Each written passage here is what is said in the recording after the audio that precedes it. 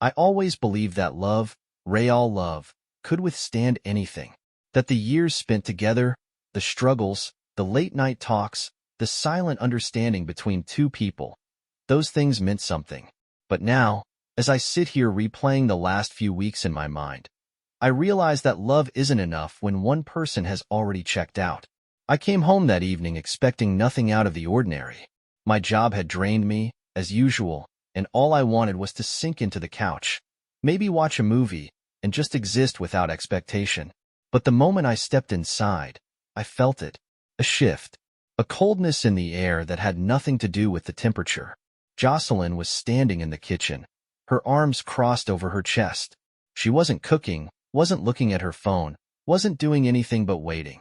For me. I hesitated, trying to read her face. Something was wrong. "Hey," I said cautiously, setting my bag down. "Everything okay?" She exhaled sharply, like she had been holding her breath for too long. "We need to talk." There it was. The phrase no husband wants to hear. I forced a chuckle, trying to lighten whatever this was. "That sounds serious. You're not dying, are you?" Her expression didn't change. No smile, no flicker of amusement. Just stone. "I don't belong to you, Roman." I blinked. I swear, for a second, I thought I had misheard her. "What?" "I don't belong to you," she repeated, as if the words themselves carried no weight. As if they were just a simple fact I should already know. A lump formed in my throat. "What does that mean?" She sighed, rubbing her temples like she was frustrated that I wasn't catching on fast enough. "It means I don't want to do this anymore. Us. This marriage. I feel trapped. Like I've been living a life I never really wanted."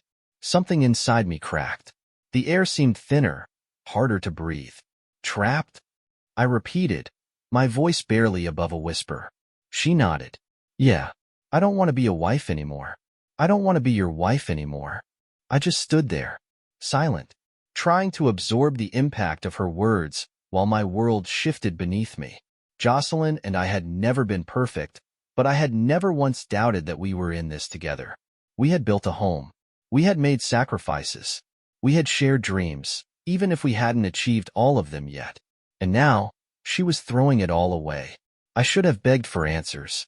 I should have asked if there was someone else, if she had been unhappy for longer than I realized, if I had done something so terrible that she had no choice but to leave. But instead, I just let the words sink in. And then, something in me went numb. I nodded slowly, swallowing back the emotions clawing at my throat. "Then you're not my problem anymore." Her eyes widened slightly, like she hadn't expected me to say that. Like she had braced herself for an argument, a plea, a desperate attempt to make her stay. But I had nothing left to give. She opened her mouth as if to say something else, but I didn't wait to hear it. I turned, grabbed my keys, and walked back out the door. I didn't know where I was going. I just knew I needed to be anywhere but there. I drove aimlessly for hours. The city lights blurred past me, turning into streaks of gold and red as I kept going without a destination. My mind was a battlefield of emotions. Anger, confusion, sadness, and the kind of emptiness that felt like someone had reached into my chest and scooped out everything that made me whole. Jocelyn's words kept repeating in my head. "I don't belong to you. I don't want to be your wife anymore." How long had she been feeling this way?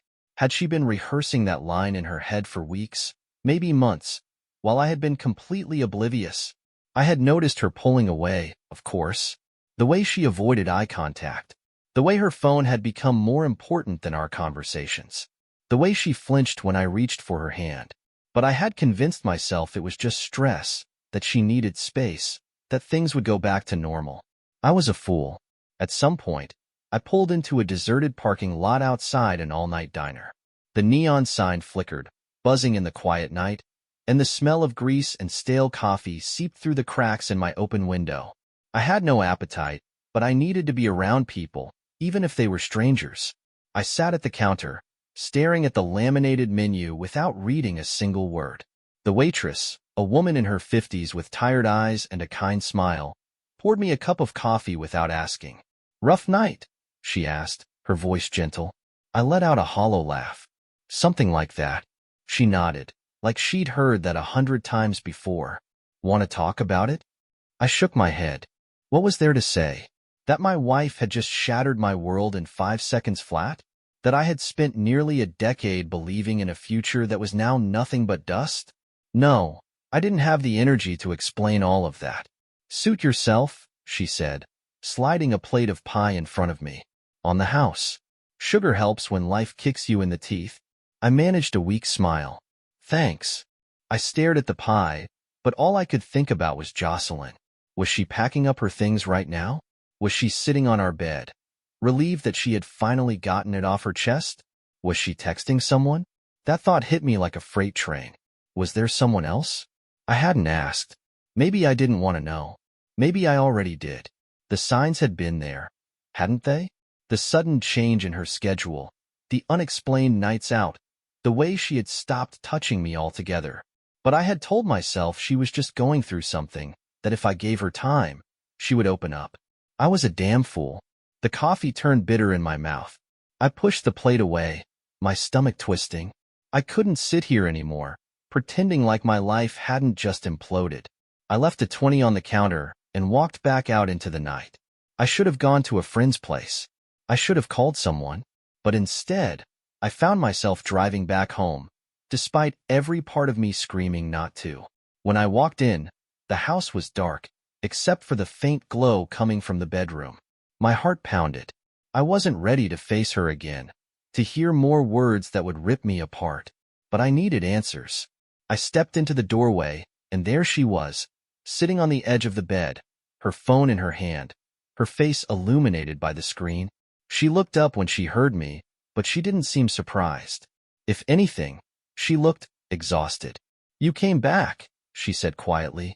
I crossed my arms, leaning against the doorframe. "Did you expect me to just disappear?" She sighed, setting her phone down. "No, but I hoped you wouldn't come back tonight." I clenched my jaw. "Yeah? So you could sleep better?" Her expression flickered with something. Guilt? Annoyance? I couldn't tell. "Roman, I didn't say what I said to hurt you." I laughed, a sharp, bitter sound. Could have fooled me. She ran a hand through her hair, exhaling slowly. "I don't expect you to understand, but I've felt this way for a long time. I've been trying to figure out how to say it, how to leave without." "Without what?" I cut her off, my voice rising. "Without making yourself look like the bad guy?" Her silence was all the answer I needed. I took a step closer, my pulse hammering in my ears. "Is there someone else?" She hesitated. It was barely a second, just a fraction of hesitation. But it was enough. The ground beneath me felt like it was crumbling. "Jocelyn," I said, my voice eerily calm. "Tell me the truth." She swallowed hard. "It's not like that." That was all I needed to hear. I let out a breath, nodding slowly. "Got it." She reached for me, but I stepped back. "Roman, Don't." I cut her off. "You made your choice." Her face crumpled, but I couldn't bring myself to care. I turned, grabbed my keys again, and walked out of the house for the second time that night. But this time, I wasn't coming back. I drove until the sun started rising, its pale light cutting through the darkness like a dull knife. My body felt drained, like I had been running on empty for far too long. Maybe I had. Maybe our marriage had been running on fumes, and I was just the idiot who kept trying to push forward, refusing to see the smoke. The weight of what Jocelyn had said sat heavy in my chest. "I don't belong to you." Those words weren't just a declaration. They were a confession, a reminder that, for a long time, she had already distanced herself from me, maybe even from the idea of us. And that hesitation, that single moment where she almost told me the truth before deciding to sugarcoat it, it's not like that. It was. It absolutely was. I knew, deep in my gut, that I wasn't leaving that house because my wife wanted to be alone. I was leaving because there was someone else who had already taken my place. And I was just the last idiot in the room to figure it out. The realization made me want to scream. Instead, I pulled into an empty parking lot outside a cheap motel and shut off the engine. I couldn't keep driving in circles, running from the truth like some lost fool. My hands were shaking as I pulled out my phone. I had one person I could call. After a few rings, a groggy voice answered. "Dude, Do you have any idea what time it is? I exhaled shakily. Milo, I need a place to crash. That woke him up fast. What happened? I swallowed the lump in my throat. Jocelyn, I couldn't even finish. The words felt like glass in my mouth. There was silence on the other end. Then, a quiet, come over. That was it. No questions. No hesitation. Milo had been my best friend since college. We had been through everything together. Failed relationships, career struggles, late-night conversations about life, and what the hell we were all doing here. He was the one person I trusted to give it to me straight. When I got to his apartment, he opened the door before I even knocked. One look at my face, and he knew. She cheated, he said. Not a question. Just a statement. I nodded. Milo clenched his jaw but didn't say anything right away. He just stepped aside, letting me in. The place was a mess. Empty beer bottles on the counter, a half-eaten pizza on the coffee table. But right now, it felt more like home than my own house did. I dropped onto the couch, rubbing my hands over my face. I don't even know how long it's been going on. Milo sat across from me, watching me carefully. You sure? I let out a bitter laugh. She hesitated when I asked her. That's all the answer I needed. Milo cursed under his breath. Man, I never liked her. I looked up at him, frowning. What? He shrugged, grabbing a beer from the fridge and tossing one to me. I never said anything because you seemed happy, but I always got this vibe from her, like she wasn't all in. You know? Like she was waiting for something better to come along. The words stung more than they should have, because deep down, I had felt it too. I cracked open the beer, taking a long sip before setting it down. She said she felt trapped, like being married was some kind of cage. Milo scoffed. That's rich. The life you gave her? The way you treated her? If anything, you gave her more freedom than most people get in a lifetime. I exhaled slowly. Doesn't matter now. She's made up her mind. Milo leaned forward, resting his elbows on his knees. So what's the plan?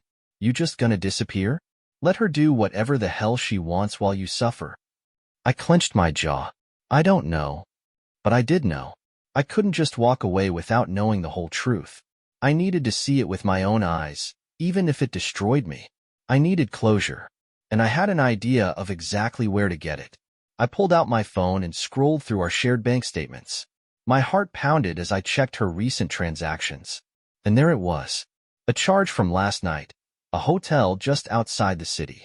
A hotel? My stomach twisted into knots. Milo noticed my expression shift. What? I turned the phone toward him, showing him the screen. She wasn't alone last night. His face darkened. That's all the proof you need, man. Don't go down this road. You'll just mess yourself up more. But it was too late. I needed to see it for myself, and I wasn't leaving until I did. I don't remember much of the drive to the hotel, just that it felt both too long and too short at the same time. My grip on the steering wheel was tight enough to make my knuckles ache, but I barely noticed. The only thing running through my mind was that charge on our account. A hotel? Not some restaurant. Not a work event. A place people went when they didn't want to be seen. I parked a block away, my heart hammering in my chest. The hotel wasn't anything fancy, just one of those budget places that businessmen and travelers used for quick stays. But to me, it felt like a crime scene. I sat there for a moment, staring at the entrance, wondering what the hell I was about to walk into. Milo was right. I shouldn't be doing this, but I had to. I got out and walked straight through the doors like I belonged there. The guy at the front desk barely glanced up from his phone. I scanned the room, looking for any clue, any sign that Jocelyn had been here. Then I saw it. Her car was parked outside, near the back exit. A cold wave of nausea hit me. I took a deep breath, forcing myself forward. The only way I was going to get through this was if I stopped thinking and just acted. So I walked to the elevators, pretending like I knew exactly where I was going. And then, just as the doors were about to close, someone slipped in behind me. I smelled his cologne before I even turned my head. And when I did, my stomach dropped. I knew him. I knew him very well. Of all the damn people in the world, it had to be Rory. Rory, my coworker. The guy who had sat across from me at work meetings.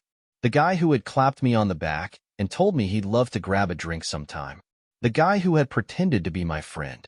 And right now, at this very moment, Rory looked like he had just seen a ghost. He froze when he saw me, his lips parting slightly like he wanted to say something but couldn't find the words. I stared at him, at his unbuttoned shirt, his messy hair, and then I saw it. A hotel key card clutched in his hand. The world tilted. My blood turned to ice. I didn't need to ask any questions. I already knew everything. Rory took a step back like he expected me to swing at him, but I didn't move. I didn't speak. I just let the silence stretch between us, thick and suffocating. Finally, he cleared his throat. Roman, listen, man, I didn't let him finish. I stepped past him and walked out of the elevator the moment it opened, leaving him standing there, frozen in guilt. I had my answer, and it was worse than I had imagined. Jocelyn hadn't just cheated. She had chosen someone who knew me, someone who pretended to respect me, and that cut deeper than anything else. By the time I made it back to my car, my hands were shaking so badly I had to sit there for a moment just to breathe. This was it. This was really it. My marriage wasn't just over. It had been over long before she even said the words. I was just the idiot who had refused to see it. I clenched my fists, my nails digging into my palms. She had made her choice, and now it was time for me to make mine. I sat in my car for what felt like an eternity, my breathing uneven, my mind racing through every moment I had ever shared with Jocelyn.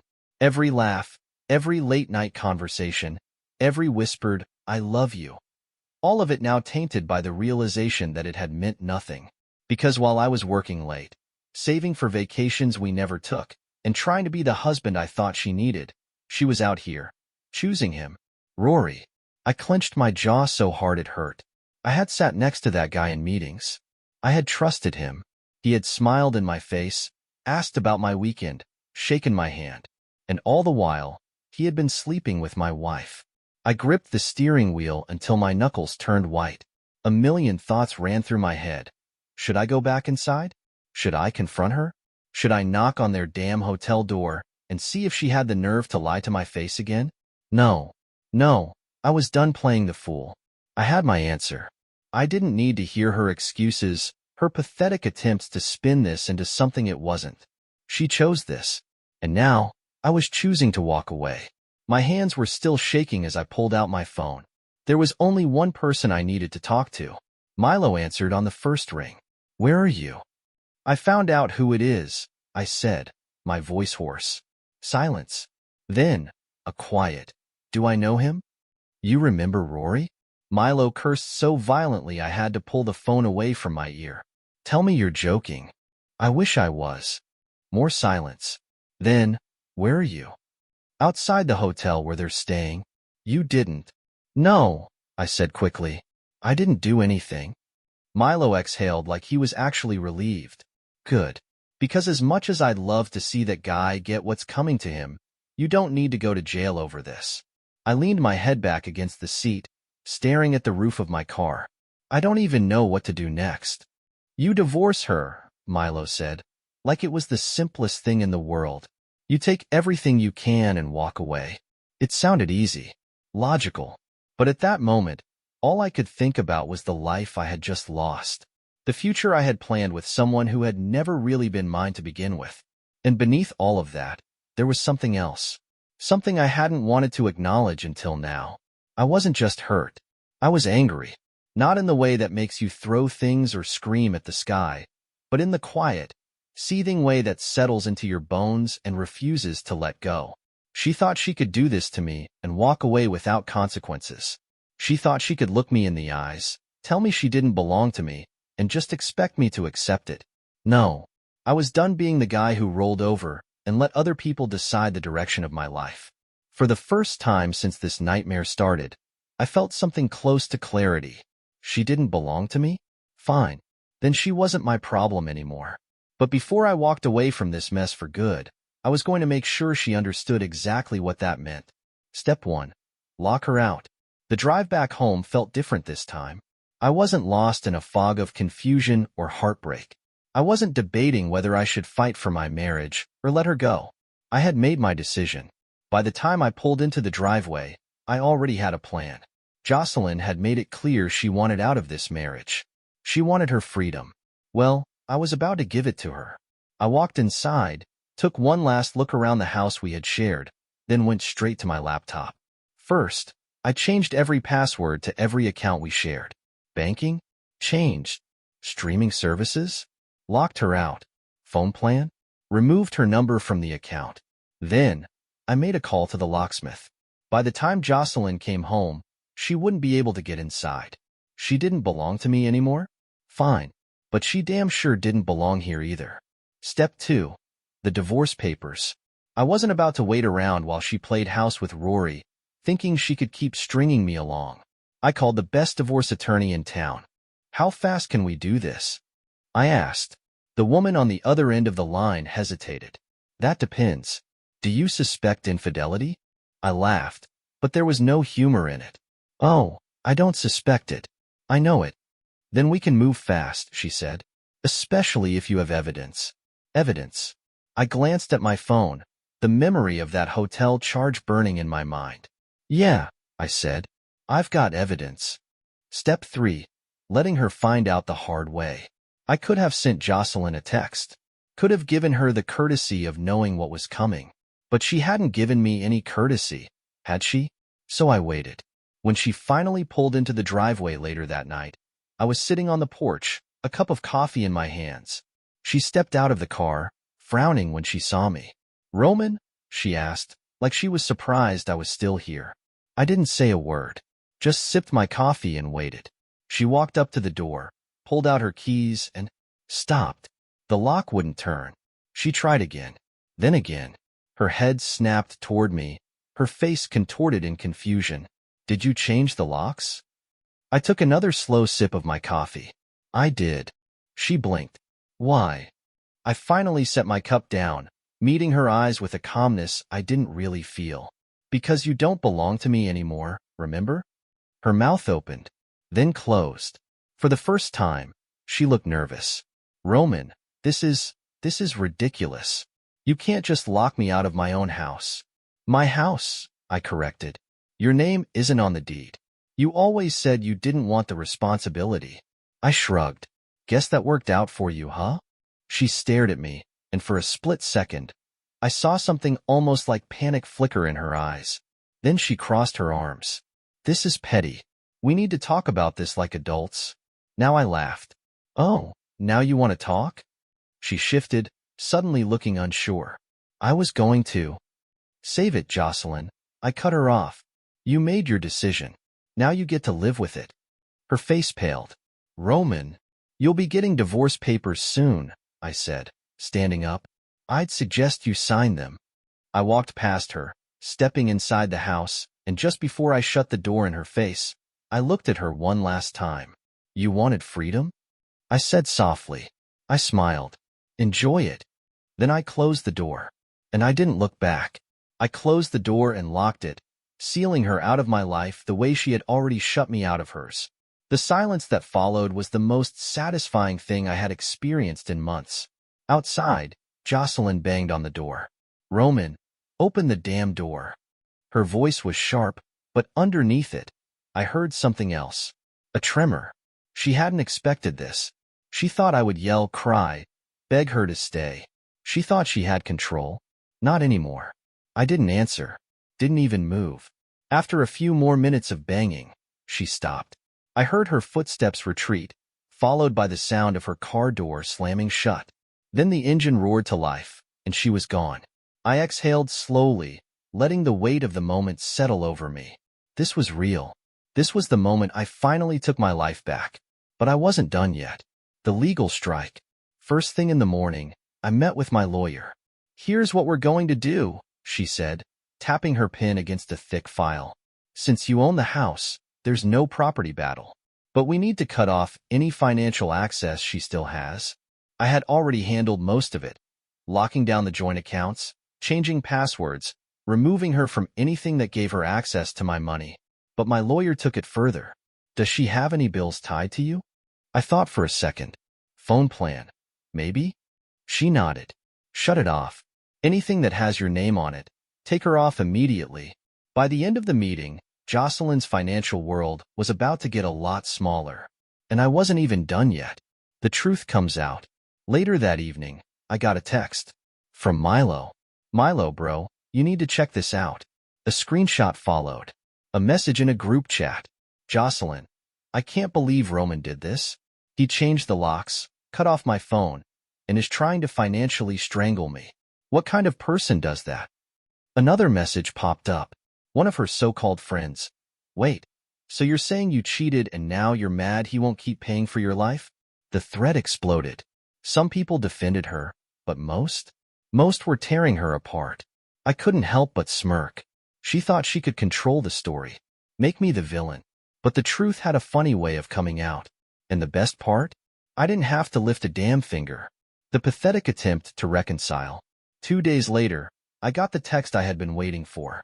Jocelyn, can we talk? I stared at my phone, debating whether to even respond. Did she actually think I was stupid enough to hear her out? Curiosity got the best of me. Me? About what? It took her a few minutes to reply. Jocelyn, about us. I laughed out loud. Me? There is no us anymore. Jocelyn, Roman, please. Let's just talk. For a brief moment, I considered it. Then I remembered the hesitation in her voice when I had asked if there was someone else. I remembered Rory standing in that elevator, looking like he had seen a ghost. I remembered every moment I had spent believing in a life that, to her, had been nothing more than a temporary arrangement. No, she didn't get to talk her way out of this. She wanted freedom. She got it. And I was never looking back. I blocked her number, took one last deep breath, and stepped into the next chapter of my life. A life where Jocelyn no longer existed. Blocking Jocelyn's number should have been the end of it. I had cut her off completely, financially, emotionally, physically. She was out of my house, out of my accounts, out of my life. And yet, somehow, she still found a way to be a problem. It started with the emails. Not from her. Oh no, she had too much pride for that. Instead, they came from mutual friends, people I hadn't heard from in years. Hey man, Jocelyn's staying at a friend's place. She says you threw her out on the street.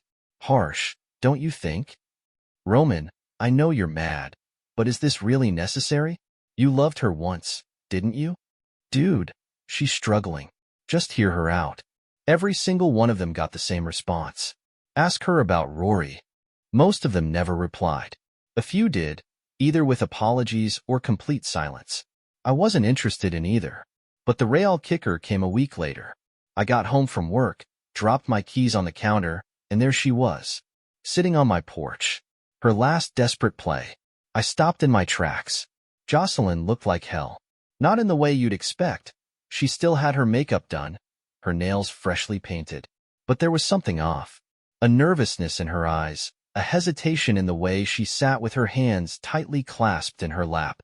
I sighed, already exhausted. What do you want, Jocelyn? She stood up slowly, brushing invisible dust off her jeans. I just wanted to talk. I stared at her. You lost that privilege. She bit her lip, her eyes flicking toward the locked door behind me. I don't have anywhere to go. I let out a sharp laugh. That's not my problem. Her expression twisted. Roman, please. Just for a few nights. I need to figure things out. My stomach turned. The audacity of this woman. She had walked out of our marriage, thrown away everything we had built, cheated with someone who had the nerve to smile in my face. And now she wanted me to clean up her mess? I crossed my arms. What happened, Jocelyn? Did Rory not work out? Her face paled. Bingo. Let me guess, I continued, my voice dripping with sarcasm. He was all fun and games when he was sneaking around. But the moment you were actually free, he lost interest? She swallowed hard. It's complicated. I smirked. Yeah? So was our marriage, but you didn't seem too concerned about that. Her eyes started to water. Roman, I made a mistake. I tilted my head. Which part? The cheating? The lying? The throwing away 8 years of marriage like it was nothing? You're gonna have to be more specific. She blinked rapidly, trying to keep the tears from falling. I thought I wanted something else. I thought I needed more. I laughed coldly. And now you don't? Silence. She had nothing to say because we both knew the truth. She wasn't here because she missed me. She was here because she had nowhere else to go. I stepped past her and unlocked the door. For a brief second, I saw a flicker of hope in her eyes. Then I turned, looking her dead in the face. "Get off my porch." She opened her mouth, but I shut the door before she could speak. I locked it. I walked away. And this time, for the first time in weeks, I felt nothing but relief. The end of us, the beginning of me. Jocelyn never came back. I heard through the grapevine that she bounced around between friends' couches for a while before moving out of town. Rory? He got fired a month later. Turned out sleeping with a coworker's wife wasn't exactly great for office morale. As for me, I was finally free. No more walking on eggshells. No more trying to fix something that had been broken long before I realized it.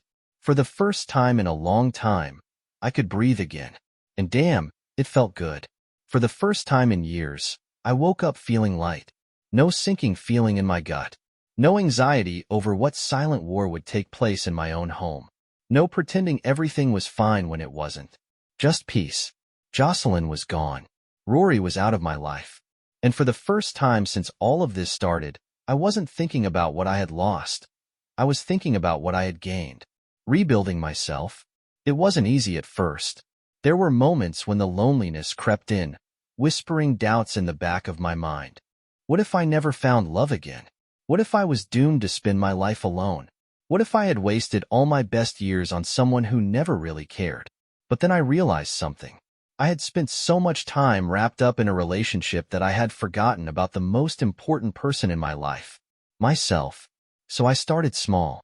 I redecorated the house, not in some bitter erase her memory way, but in a way that finally made it feel like mine. I repainted the walls, got rid of furniture we had picked out together, and turned the space into something that reflected me. I reconnected with old friends, the ones I had let slip away because I was too busy trying to fix a marriage that was already broken. Turns out, they had been waiting for me to come back all along. I started traveling.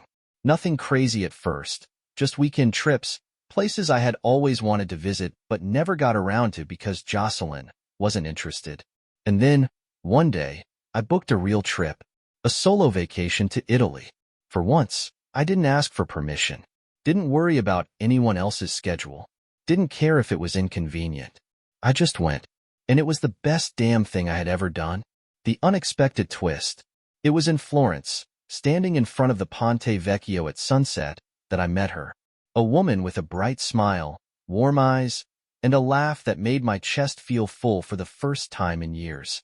Her name was Lena. She was a photographer, traveling through Europe on her own, capturing moments of beauty wherever she found them. And somehow, in the middle of a city I had never been to before, she found me. We talked for hours. About life, about love, about the things we had lost, and the things we were still searching for. There were no expectations, no pressure, just two people who had once been broken, standing together in the middle of a new beginning. By the time I left Italy, I wasn't just healed. I was happy, and as I sat on the plane, watching the clouds roll by beneath me, I realized something. Jocelyn leaving wasn't the worst thing that ever happened to me. It was the best, because she hadn't just walked out of my life. She had made room for something better, for someone better, for a life that was truly, finally, mine.